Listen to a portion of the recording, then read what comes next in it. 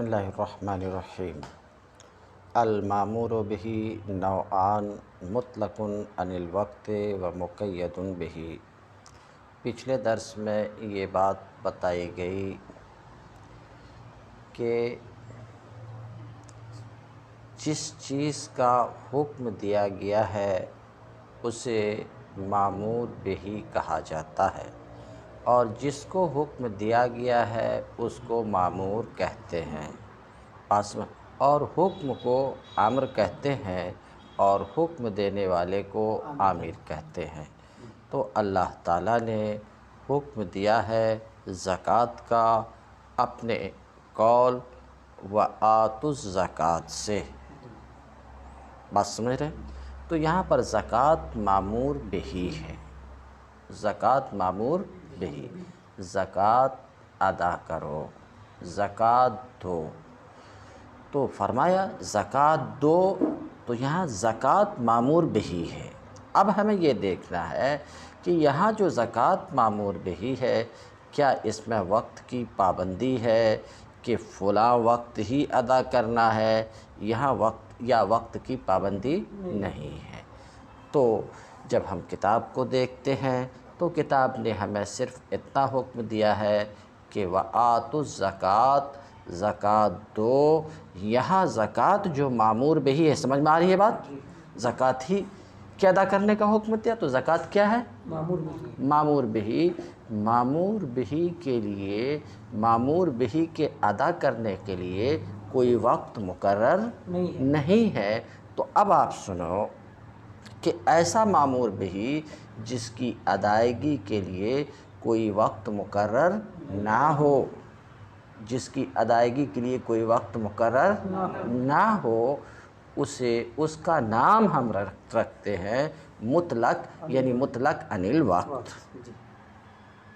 تو یہیں سے آپ کو مطلق کی تعریف معلوم ہوگی کہ مطلق وہ مامور بہ ہے جس کی ادائیگی کے لیے کوئی خاص وقت، جس کی ادائیگی کے لیے کوئی خاص وقت مقرر نہ کیا گیا ہو۔ سمجھ رہے ہو؟ جیسے زکوٰۃ، جیسے حج، جیسے عشر، جیسے صدقہ فطر، کہ اس کی ادائیگی کے لیے کوئی خاص وقت مقرر نہیں کیا گیا ہے۔ تو ابھی جو آپ نے سنا تو میں کیا بتایا کہ مامور بہ دو طرح کا ہوتا ہے، ایک مطلق، اور مطلق کسے کہتے ہیں اس کی تعریف آپ کو بتا دی۔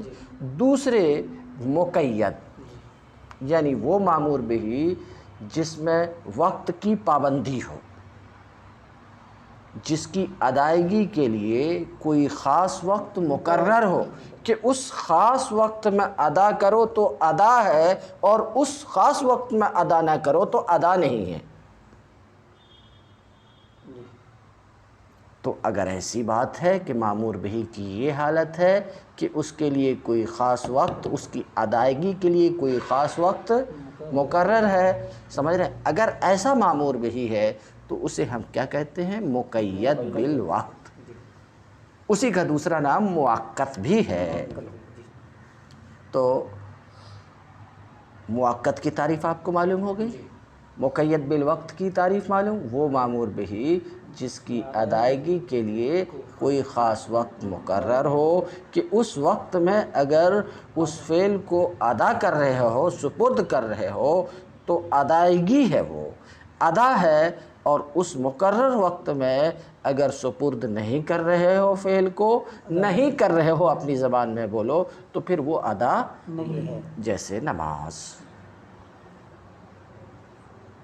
مثلا ظہر کی نماز، یہ مقید بالوقت ہے کہ اس کے لیے ایک خاص وقت مقرر کیا گیا کہ اس وقت میں ادا کریں تو ادا ہے، اور اس خاص وقت میں ادا نہیں کریں تو ادا نہیں ہے۔ یہ بات تو آپ کو سمجھ میں آ گئی۔ تو ابھی تک آپ نے کیا سمجھا؟ مامور بہ کی دو قسمیں ہیں، ایک مطلق عن الوقت، ایک مقید بالوقت۔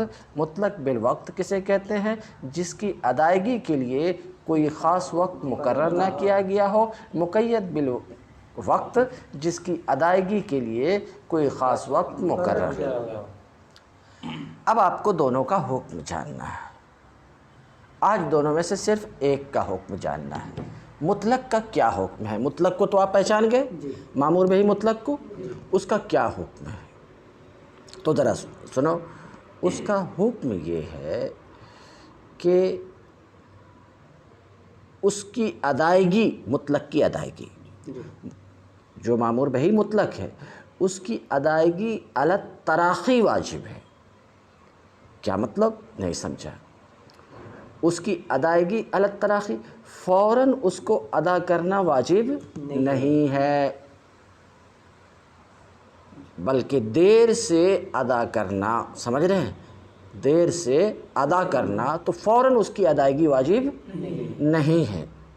اللہ تعالیٰ نے حج کا حکم دیا، ظاہر سی بات ہے یہ حکم استطاعت کی حالت میں ہے، تمہیں حج کرنے کی طاقت ہے تو حج کا حکم ہے، تو کیا فوراً اگر حج ادا کرے تو ہی ادا ہوگا ورنہ گنہگار ہوگا؟ کیا ایسا ہے؟ ظاہر ہے کہ ایسا نہیں ہے۔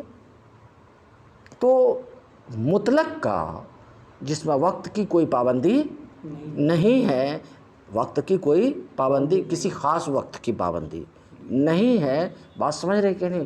تو اس کا حکم یہ ہے کہ فوراً اس کو ادا کرنا واجب نہیں، ادا کرنا واجب تو ہے، اس کو ادا کرنا واجب ہے مگر تراخی کے ساتھ، بات سمجھ رہے ہیں؟ یعنی فوراً اس کو ادا کرنا واجب نہیں ہے۔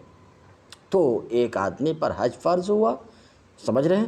تو جس سال فرض ہوا، جس سال واجب ہوا، اسی سال میں ادا کرنا اس پر واجب نہیں ہے، یہاں تک کہ واجب نہ ہونے کا مطلب یہاں تک کہ اگر اس سال حج نہ کرے تو وہ گنہگار ہوگا، ایسا نہیں ہے۔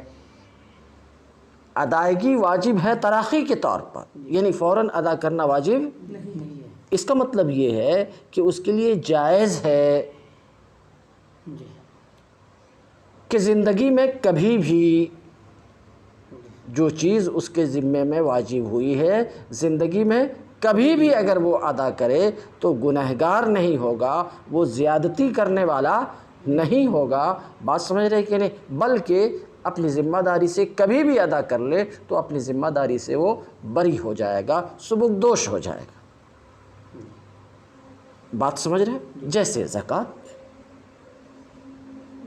مال نامی پر سال گزر گیا، نصاب نامی پر کیا ہے؟ سال گزر گیا، تو سال گزرا زکوٰۃ واجب ہوئی، زکوٰۃ واجب ہو گئی، نصاب نامی پر سال گزرا تو زکوٰۃ، مگر علی التراخی، فوراً واجب نہیں ہے، یہاں تک کہ اگر فوراً وہ ادا نہ کرے تو گنہگار نہیں ہوگا، یہاں تک کہ اگر اس کو وہ فقیر ہو گیا، کچھ دیر تک ادا نہیں کیا اور وہ ہو گیا فقیر، بات سمجھ رہے ہیں؟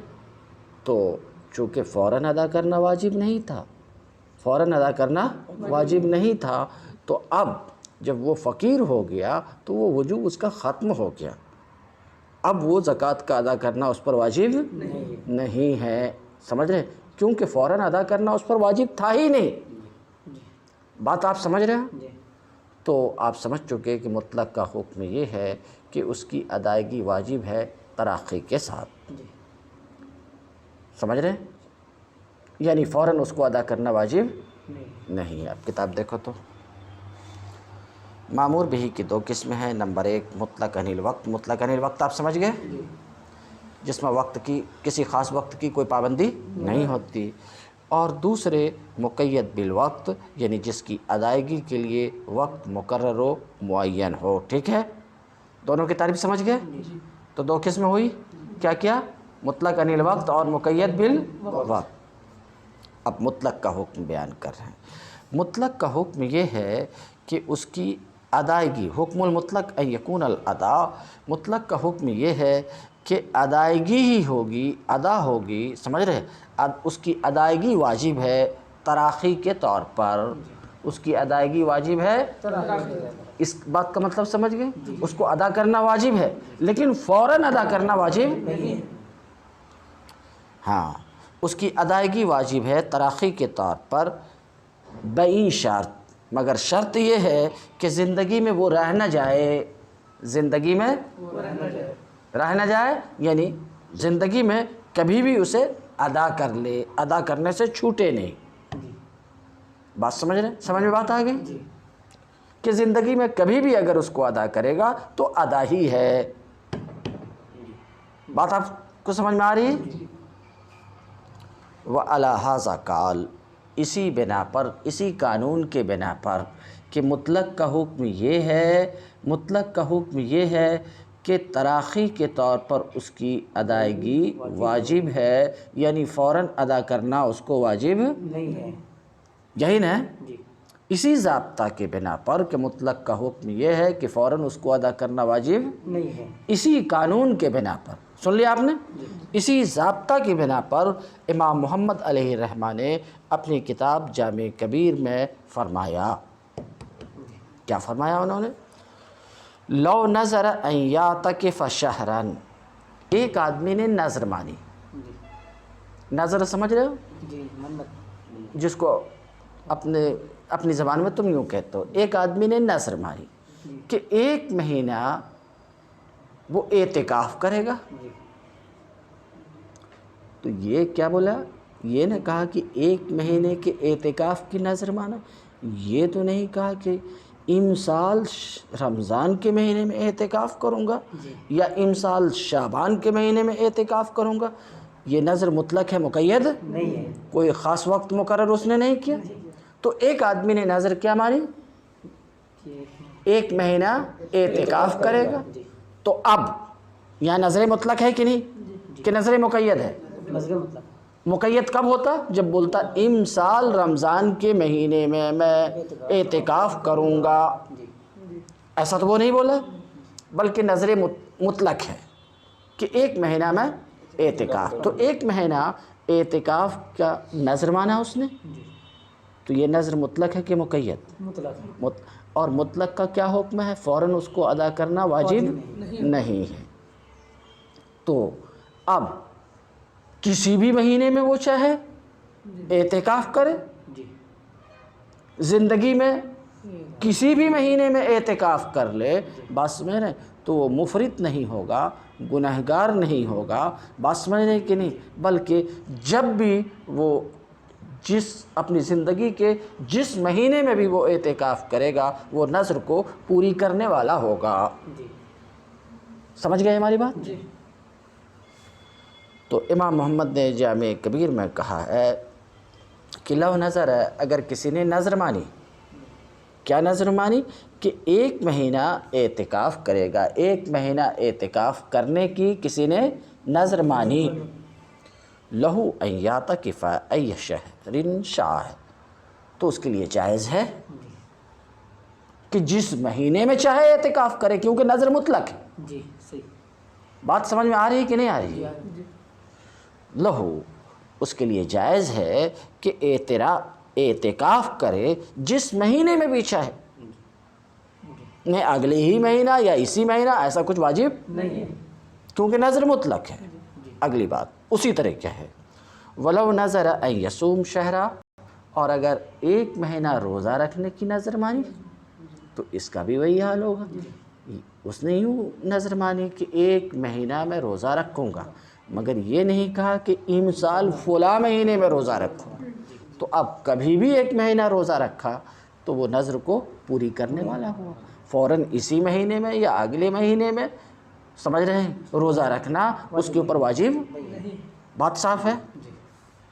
وَلَوْ نَظَرَ أَن يَصُومَ شَهْرًا، اور اگر نظر مانی کہ 1 مہینہ روزہ رکھے گا، 1 مہینہ روزہ رکھنے کی نظر مانی، تو اس کے لیے جائز ہے کہ جس مہینے میں بھی چاہے روزہ رکھے۔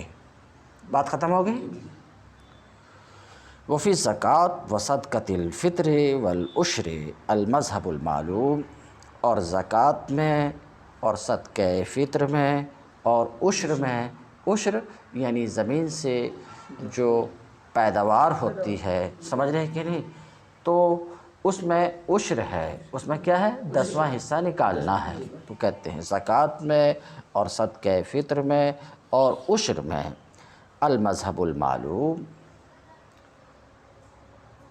سب کو پتہ ہے، مذہب معلوم یہی ہے کہ ان چیزوں میں تاخیر کرنے کی وجہ سے، بات سمجھ رہے، ان چیزوں میں تاخیر کرنے کی وجہ سے وہ گنہگار نہیں ہے،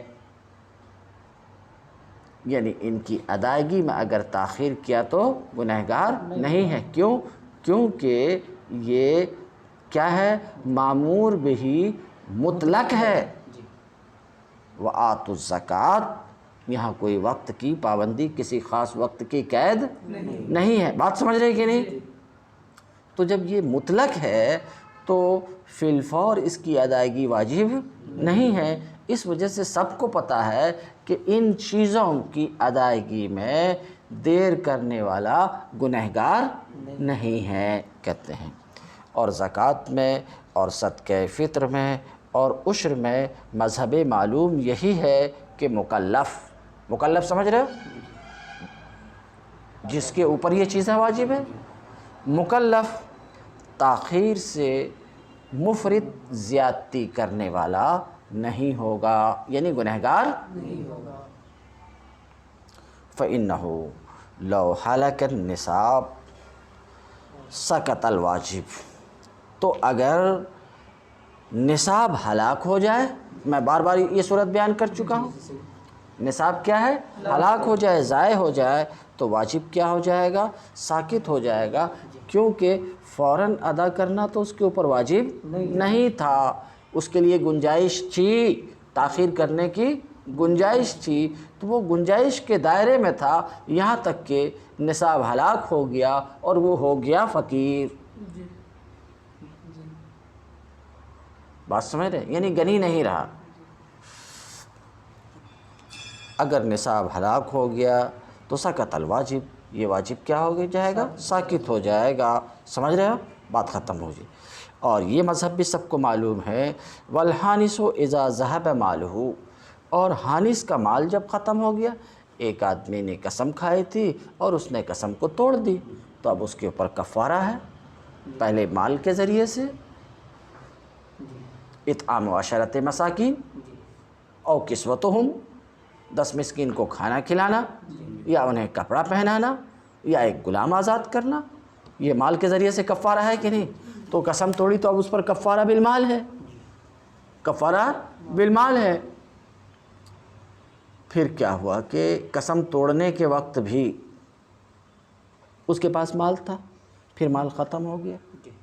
اب مال ختم ہو گیا تو اب بھی ختم ہو جانے کی صورت میں کیا اس کے لیے یہی حکم ہے کہ مال کے ذریعے سے ہی کفارہ ادا کرے، یا اس کے لیے یہ گنجائش ہے کہ مال کے بجائے کسی دوسرے بدنی عبادت کے ذریعے سے، بات سمجھ رہے، مثلا روزہ رکھنے کے ذریعے سے کفارہ ادا کرے؟ تو سب کو پتہ ہے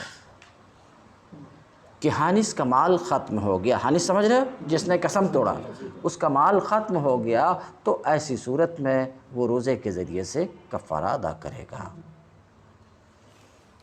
والحانس اذا ذهب مالہ، اور حانس کا جب مال ختم ہو گیا، سمجھ رہے؟ حانس کا جب مال ختم ہو گیا اور وہ فقیر بن گیا، ٹھیک ہے، کفر بالصوم، تو وہ کیا کرے گا؟ روزے کے ذریعے سے کفارہ ادا کرے گا۔